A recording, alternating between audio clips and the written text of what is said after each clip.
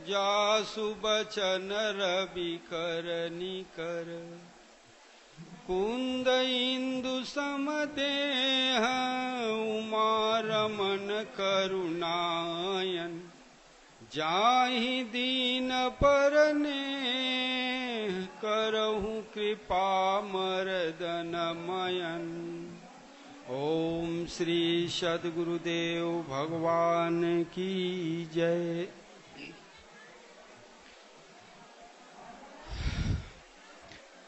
हर साल अधिक से अधिक कष्ट सह के हम आप गुरु पूजा में आते हैं। देखो कितना धूप है, वर्षा है, फिर भी बैठे हैं, दर्शन करते हैं। लेकिन इस गुरु पूर्णिमा भी इसे कहते हैं। इस शब्द पे हम आप विचार किया जाए कि गुरु पूर्णिमा इसका नाम क्यों पड़ा। गुरु तो यहाँ पे हैं, पूर्णिमा चंद्रमा में होता है, पूर्णिमा अमावस्या। तो इस चंद्रमा से संबंध रखने वाले पूर्णिमा को गुरु से क्यों जोड़ा गया। चंद्रमा का गुरु से क्या संबंध है। तो ये संबंध पुरातन है। हर शास्त्र में, रामायण पुराण में गुरु से चंद्रमा का संबंध है, लेकिन थोड़ा काल भेद होने से हम उसे भूल गए हैं। देखो एक फोटो में आप लोग देखते होंगे भगवान शंकर के सिर पे चंद्रमा है कि शशि ललाट सिर सुंदर गंगा, नयन तीन उपबीति भुजंगा। ये भगवान शिव की वेशाभूषण है कि उनके सिर पे चंद्रमा, द्वितीया का चंद्रमा रहता है। तो जिसका नाम शिव है उसी को सद्गुरु कहते हैं। वंदे बोधमयम नित्यम गुरुम शंकर रूपिणम। ये जो शिव जिसे कहा गया है वैदिक काल में, वर्तमान में उसी को सद्गुरु कहा गया है।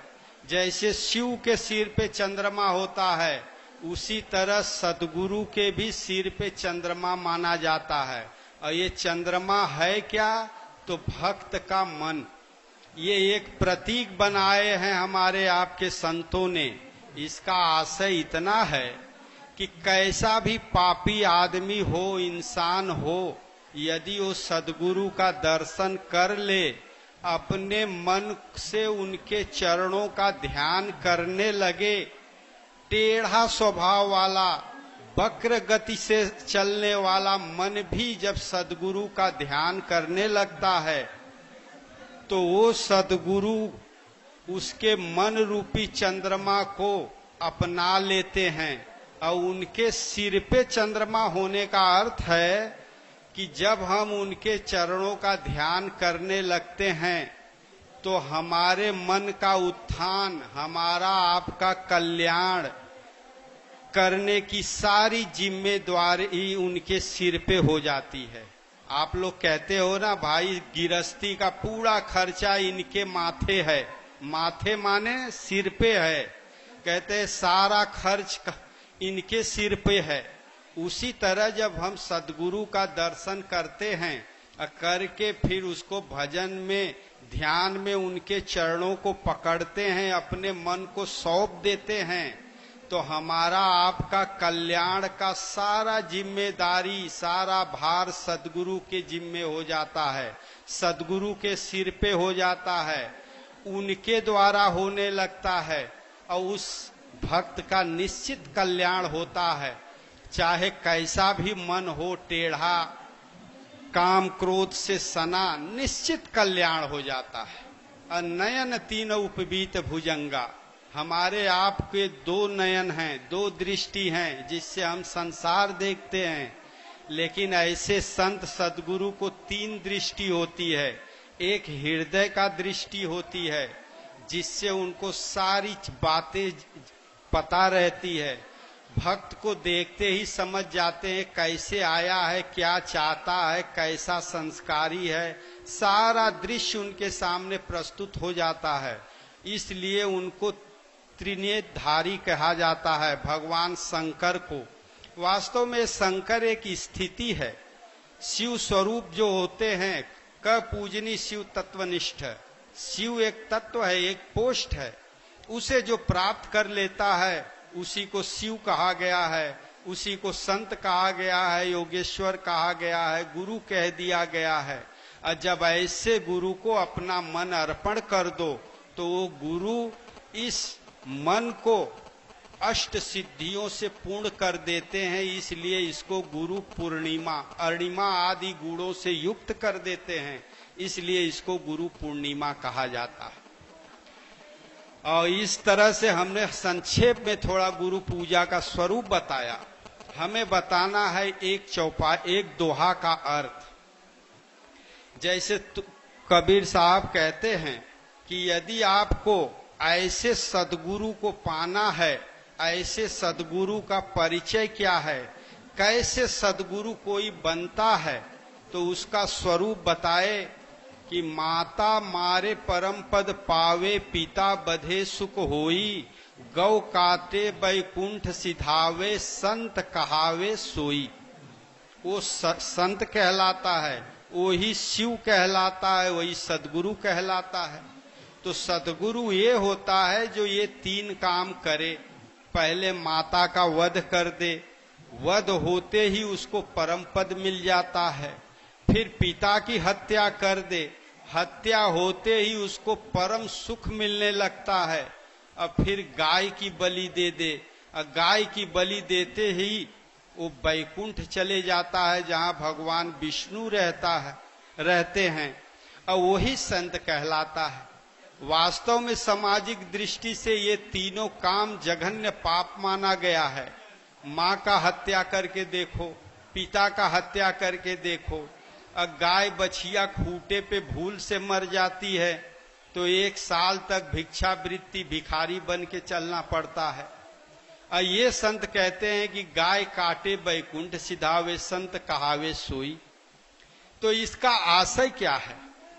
कबीर दास जी कुछ सूक्ष्म रहस्य को बताना चाहते हैं, इसलिए इस दोहे में लिख दिए ताकि इसे समझने के लिए आप व्याकुल हो, संत सदगुरु से पूछो, तब इसका जो आंतरिक महत्व है समझ में आए। एक माता पिता तो हम सबको प्राप्त है, बगैर माता पिता का कोई पैदा नहीं होता। लेकिन हमारे संत ऋषियों ने भजन ध्यान के द्वारा अंतःकरण का अन्वेषण किया, शोध किया, तो पाया कि जन्म देने वाला कोई और है। और वो जन्म देने वाला है कौन? सबका माता पिता एक ही है। इसे जानने के लिए थोड़ा आप गीता पढ़ो, सबके पास होगा, 50-50 रुपए में मिलता है। 7 और 14 अध्याय का 1-2 श्लोक पढ़ो, आपको पता चल जाएगा कि हर मनुष्य को जन्म देने वाला कौन है, उसका पिता कौन है, गौ कौन है। गौ के बारे में जानने के लिए दूसरा अध्याय पढ़ लो। तुलसीदास जी भी संकेत दिए हैं कि जिति पवन मन गो निरसि करि मुनि ध्यान कबहू की पावही। ऋषि मुनि मन को और गो को निरस करके, विषयों से हटा के ध्यान में भगवान का रूप, भगवान का दर्शन पाते हैं। तो भगवान का दर्शन तब होता है जब गो को निरस कर दो। निरस करो, चाहे गो को काट दो, चाहे इंद्रियों का दमन कर दो, ये तीनों एक ही शब्द है। कहीं इसको सीक्रेट पॉइंट पे लिखना पड़ा तो उसको गौ का काटना कह दिए, ओपन करके व्यक्त करना हुआ तो उसको इंद्रियों का दमन कह दिए, और छिपा के थोड़ा प्रस्तुत करना हुआ तो कहें कि गो निरस कर दो, अर्थात विषयों के रस से रहित कर दो अपने इंद्रियों को। ये आंख, कान, त्वचा, ये सब जो शरीर में बटन लगे हैं, इनको इंद्रियां कहते हैं। ये अपने अपने विषयों में इतना व्यस्त हैं, आदी हो गई हैं कि उसको देखे, सुने, खाने पीने के अलावा उनको और कोई चीज अच्छा नहीं लगता। इनके इस स्वभाव को त्याग कर दो, ध्यान में लगा दो, यही है गौ का काटना। और जिस दिन ये अगर संयमित हो के ध्यान में लग जाएंगी, उस दिन गाय कट जाएगी। और उस दिन आपका भजन चिंतन धारावाही होने लगेगा, कुंठित नहीं होगा। इसी का नाम है वैकुंठ सिधावे। भगवान श्री कृष्ण ने 2 अध्याय में बार बार कहा, अर्जुन यततो हि अपि कौन्तेय पुरुषस्य विपश्चित इंद्रियाणि प्रमाथिनी हरन्ति प्रशभम मन। जो भजन ध्यान करने वाले प्रयत्नशील भक्त हैं, उनकी इंद्रियां जो अभी विषयोन्मुख हैं, उस भक्त के मन को बलात् मथ के विषयों में ले जाके पटक देती हैं और भजन छुड़ा देती हैं। तो करें क्या? तो बताए तानि सर्वाणि संयम युक्त। उन सबको संयमित करो, दमन करो उनका, इन इंद्रियों को, जिसको गौ कहा गया है उसको काट दो। कैसे काटें?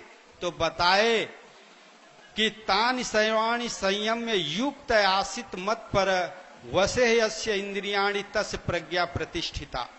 अर्जुन, उसे वश में करने के लिए, गौ को काटने के लिए तू मेरे आश्रित होके योग का अर्थात भजन का आचरण कर।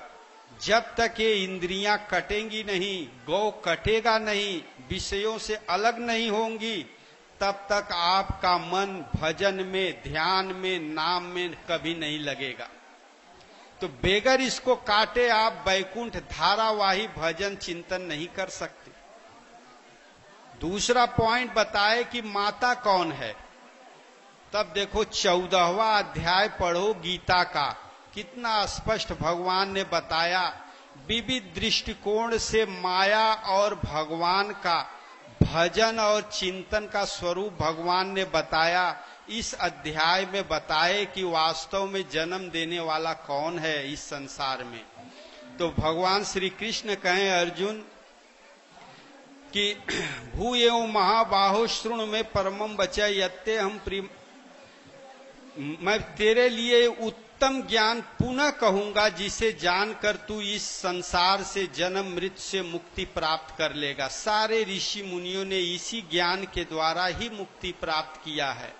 और इस ज्ञान, ज्ञान माने होता है जानकारी। जब तक हम किसी चीज को जानते नहीं, तब तक उसका आचरण करना असंभव होता है। और पहले हमें उसकी जानकारी मिलती है, जानकारी के आधार पे जब हम आचरण करते हैं तो वही ज्ञान भक्ति में परिवर्तित हो जाता है। तो ज्ञान और भक्ति ये दोनों एक ही चीज है। कहते हैं इस ज्ञान का आचरण करके अनेक सिद्धियों ने मुक्ति प्राप्त की। वो ज्ञान है कैसा? तो बताए मम योनिर महद ब्रह्म तस्मिन् गर्भम दधामहम संभव सर्वभूतानां ततो यान्ति भारत। कि हे अर्जुन, मेरी अष्टधा प्रकृति, अर्थात मेरी माने कोई भगवान कृष्ण की नहीं, हम सब के भीतर ये चीज है, ये 5 तत्वों का शरीर मिला है। और इसका मूल है मन बुद्धि अहंकार। ये 5 3 8 को जड़ प्रकृति कहे हैं। ये शरीर मन बुद्धि अहंकार जड़ है। जैसे पंखा चलता है, लोहा भी चलते दिखाई पड़ता है, लेकिन उसमें बल कार्य करता है बिजली का, मोटर का। उसी तरह ये शरीर में कोई गतिशील नहीं है, ये जड़ है। मरने के बाद 10 दिन में देखो तेल के जैसे चिकनाहट होता है, सारा मांस गल के फिर मिट्टी हो जाता है। इसमें जो तेज है वो जीव रूपी है, जीव आत्मा को कहते हैं। और ये जीवात्मा परमात्मा का अंश है, तेज है, वीर्य है। यही बात भगवान कहते हैं कि ये अष्टधा मूल प्रकृति मेरी गर्भ धारण करने वाली माता है। मेरी मतलब जीवों की, भूतों की। अब मैं ही बीज स्थापित करने वाला पिता हूं। इस जड़ चेतन अर्थात जीव और यह शरीर का जब संयोग होता है, तब नाना प्रकार के कार्य होते हैं, अच्छे बुरे कर्म होते हैं, उससे संस्कार बनते हैं। इन्हीं संस्कारों को भूत कहते हैं। और यही संस्कार हमको कभी मनुष्य, कभी कुत्ता, कभी बिल्ली, कभी गधा, कभी मनुष्य, कभी राजा, कभी भिखारी, इस तरह के नाना प्रकार की योनियों में फेंकते रहते हैं। तो ये संस्कार ही, ये बाहर जितने जीव देखते हो, गधा, कुत्ता, बिल्ली, ये संस्कार का सुख, ये शरीर का सूक्ष्म आकार संस्कार होता है जो हर मनुष्य के भीतर रहता है। तो ये संस्कारों को जन्म देने वाली है मन, बुद्धि, अहंकार और 5 महाभूतों से निर्मित ये शरीर। शरीर धारण करके ही जीव इन कर्मों का सृजन करते रहता है। और इसी मन, बुद्धि, अहंकार को ही ब्रह्मा, विष्णु, महेश कहा गया है। ये ही जन्म देते हैं, रक्षा करते हैं, संहार करते हैं। और इसमें चेतन रूप से परमात्मा का अंश है ये जीव आत्मा। अब भगवान के ही द्वारा ये दोनों संयुक्त होते हैं। जब ये जीव शरीर का देहाध्यास छोड़ दे, मन के सारे कामनाओं का त्याग करके भजन करने लगे, तो प्रलय की ओर चले जाता है। और जब यही भगवान को छोड़ के मन और शरीर के भोगों में आसक्त होता है, तो नाना प्रकार का सृजन कर लेता है संस्कारों का, जो सृष्टि का आरंभ कर लेता है। जन्म, मृत्यु, फिर जन्म, फिर मृत्यु, यही है सृष्टि का आरंभ। इसका विलय होना ही प्रलय है, न कि प्रलय बाहर कहीं होता है। तो माता पिता कौन हुए? अष्टधा प्रकृति, जो जिसको प्रकृति, इसी को कभी कभी बुद्धि कह के संबोधित किया गया है, कहीं कहीं मन कहा गया है, कहीं कहीं चित्त कह दिया गया है। ये वैदिक ऋषियों ने कहा, कालांतर के ऋषियों ने उसको और थोड़ा सरल किया। जैसे एक 1000 किलो का पत्थर है तो उसको ले जाने में बड़ी कठिनाई होती है, और उसको 2 टुकड़ा कर दो तो हल्का हो जाएगा, 4 टुकड़ा कर दो तो और हल्का हो जाएगा, 10 टुकड़ा कर दो तो और हल्का और आसानी से ले जा सकते हो, 100 टुकड़ा करो तो और आसान हो जाएगा। उसी तरह इस प्रकृति को, जो जन्म मृत्यु का कारण है जीव का, समझने के लिए संतों ने इसको विभाजित किया 4 भागों में, मन, बुद्धि, चित्त, अहंकार। फिर और संतों ने उसको विभाजित किया 5 महाभूत के रूप में। फिर कुछ संत ने और विभाजित किया अष्टधा मूल प्रकृति में। फिर कुछ ने इसको 14 बता दिया, मन, बुद्धि, चित्त, अहंकार, 10 इंद्रियां। फिर 25 बताए, जिससे इसका स्वरूप समझ में आ जाए। तो ये अष्टधा मूल प्रकृति ही माता है, और इसमें जीव रूप से बीज स्थापित करने वाले हैं परमात्मा पिता। तो भजन चिंतन करते करते इस माया, इस अष्टधा मूल प्रकृति का अंत कर देना ही माता को मारना है। और जहां इसका अंत हुआ, तहां परम पद की स्थिति मिल जाता है, सुप्रीम पोस्ट आप प्राप्त कर लोगे। और जिस दिन भगवान का दर्शन स्थिति मिली, तो भगवान जो पिता के रूप में हैं, वो भी मर जाते हैं, खत्म हो जाते हैं। ये महात्माओं की वाणी है, बोलचाल की भाषा है। भगवान को प्राप्त करके उसमें विलय हो जाना ही भगवान का वध कर देना है, पिता का वध कर देना है।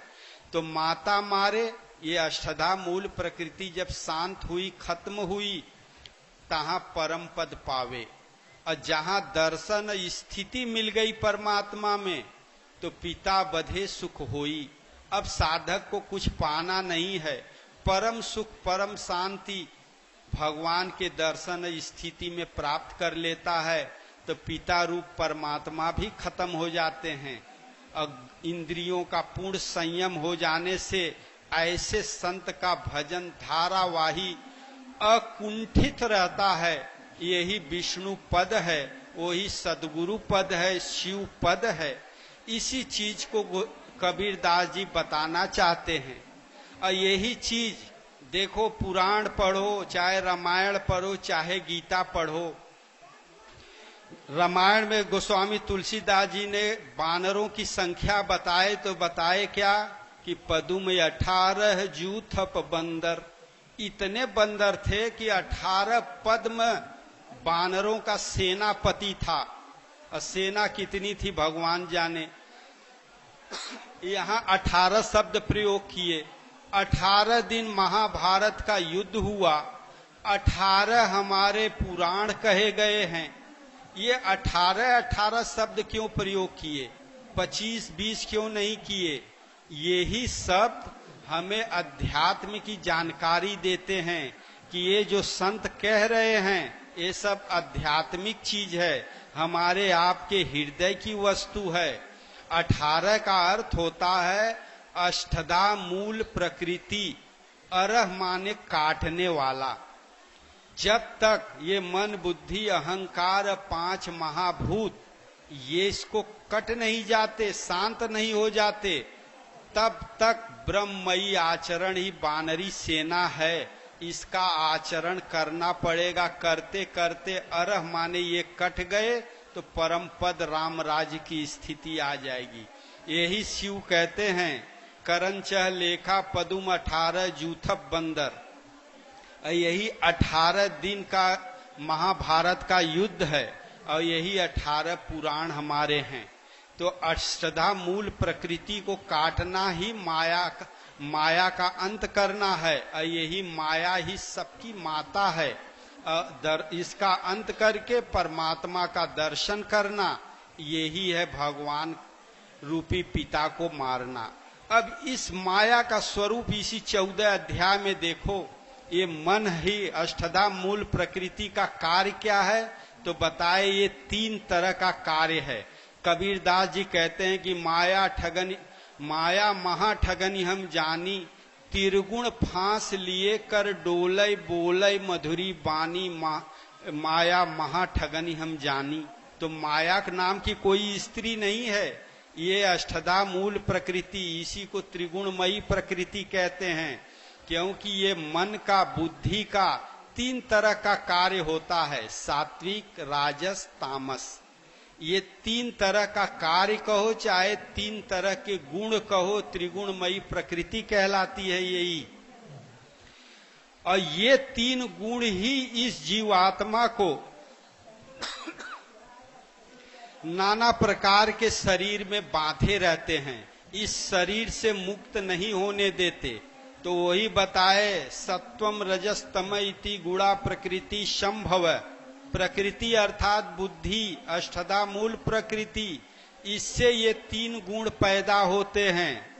सत्तम रजस्तम इति गुणा प्रकृति संभव निबधनंति महाबाहो देहे देही मव्ययम। इस अविनाशी परमात्मा के अंश जीव को शरीर में बांधते हैं। कैसे तो बताए जो सद्गुण होता है वो भजन चिंतन से मिलने वाले सुख और ज्ञान में आसक्ति पैदा कर देता है। इससे आसक्ति तब तक रहेगी जब तक ज्ञान स्वरूप परमात्मा का दर्शन नहीं हो जाता। और आसक्ति है तो कहीं न कहीं जन्म लेना अवश्य पड़ेगा।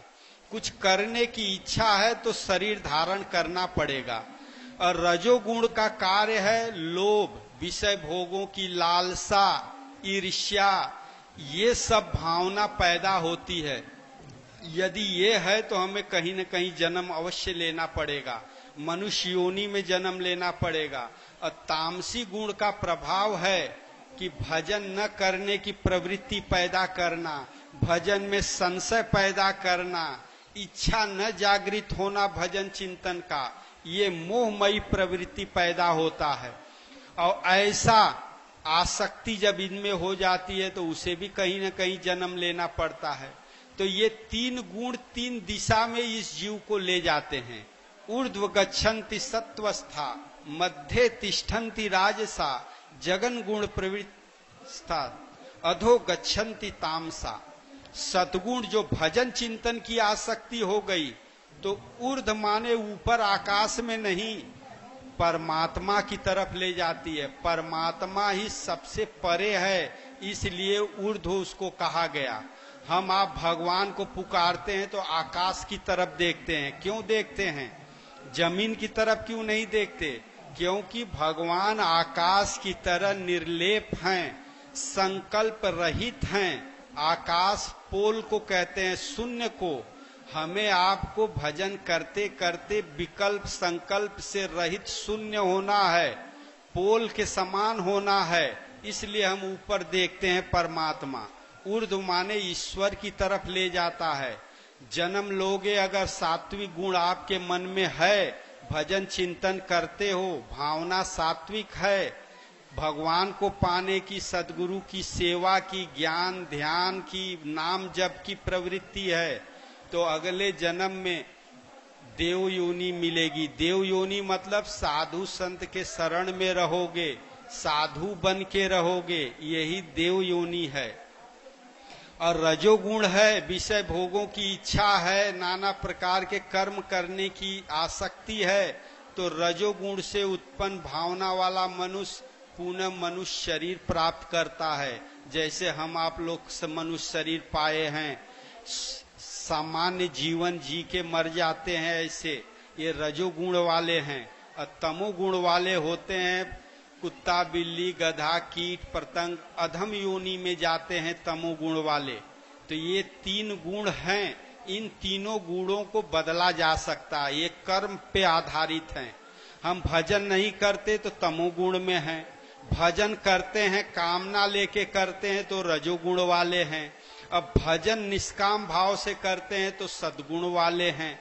ये गुण कर्म पे आधारित है। अब भगवान कृष्ण कहते हैं जो ये तीनों गुणों को पार कर ले तो वो अष्टधा मूल प्रकृति को पार कर लेता है और मुझे प्राप्त कर लेता है। गुणान समतितान त्रिंदेही देह समुद्भवान जन्म मृत्यु जरा दुखैर विमुक्तो अमृत अश्नुते। जो ये सतरज तम तीनों गुणों के कार्यों को पार कर ले जाता है, वह जन्म मृत्यु से मुक्त होकर मुझे प्राप्त कर लेता है। अब प्रश्न ये उठता है कि ये तीनों गुणों से हम पार कैसे उठें? तब भगवान कृष्ण बताए कि यो माम अभिव्यभिचारेण भक्ति योगेन सेवते गुणान समतितान ब्रह्मभुवाय कल्पते। जो तीनों गुणों से ऊपर उठ गए हैं संत सद्गुरु, उनको आप अपने हृदय में बिठाओ, मानस पूजा करो, ध्यान करो, तिलक लगाओ। जैसे गुरु पूजा मनाते हो ना, वैसे अपने भीतर डेली मनाओ, तो धीरे धीरे उनसे प्रेरित होके आप तमोगुण से रजोगुण में आओगे, रजोगुण से सद्गुण आपके हृदय में कार्य करेगी और धीरे धीरे तीनों गुणों से परे हो जाओगे। और अंत में दृढ़ता पूर्वक बोले कि अर्जुन ब्रह्मणो ही प्रतिष्ठा हम ममृत्या व्यवस्यस्य शाश्वत धर्मस्य सुखस्य कांतिकस्य। तीनों गुणों से परे उस परम आनंद का, परम धर्म का, अखंड एक रस परमात्मा का पाने का आश्रय अर्जुन मैं ही हूँ। अर्थात भगवान कृष्ण अपने शिष्य अर्जुन से ये बात कहे थे, कब? जब शरीर से थे तब। उसी तरह तीनों गुणों से पार होके और भगवान को पाने का सारा श्रेय जाता है सद्गुरु के ऊपर। सद्गुरु को हृदय में धारण करके तीनों गुण से पार पाया जा सकता है। और यही प्रकृति ये तीनों गुण के माध्यम से 2 भागों में विभक्त हो जाती है। सद्गुण से संपन्न होता है आदमी तो भक्ति कहलाती है, और रजोगुण तमोगुण से संयुक्त होता है तो उसी को माया कह देते हैं। तो है माया एक ही, लेकिन 2 भाग में बढ़ जाती है, भक्ति और माया। माया भगत सुनो तुम दोऊ, नारी वर्ग जाने सबको। ये दोनों नारी है, भक्ति ही है, लेकिन है वो दोनों माया। एक भगवान से जोड़ती है, एक भव से जोड़ती है, जन्म मृत्यु से जोड़ती है, दोनों हैं माया। और इससे पार पाने के लिए जो माया के स्वामी हैं, तीनों गुणों से परे हैं, उन सतगुरु को पकड़ो, ध्यान में पकड़ो, नाम जपो, धीरे धीरे तीनों गुणों से पार पा जाओगे। और एक दिन जो जन्म देने वाली ये माया रूपी माई है, उसकी भी खत्म कर लोगे। और जिस परमात्मा की चाल लेके भजन कर रहे हो, उसे पाके विलय प्राप्त कर लिए, तो पिता रूपी परमात्मा भी खत्म, और ये जो इंद्रियां अभी भटका रही हैं विषयों में, वो भी संयत हो जाएंगी। और जहां संयत हुई तहाँ बैकुंठ, बैकुंठ में विष्णु रहते थे, भगवान रहते हैं। अभी हमारा आपका भजन खंडित होते जाता है विचारों संकल्पों के कारण।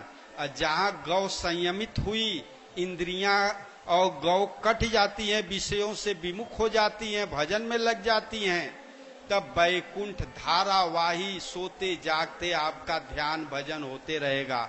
यही 3 पॉइंट है। बोलिए श्री सद्गुरुदेव भगवान की।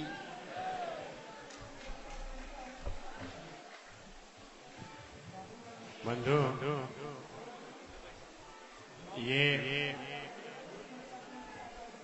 दूसरे शब्दों में कहें तो भगवत गीता का संक्षिप्त विस्तार और आपकी पूरी आध्यात्मिक यात्रा का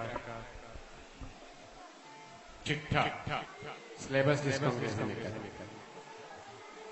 कहां से कहां, कैसे पहुंचेंगे, क्या माध्यम है, क्या कठिनाइयां हैं,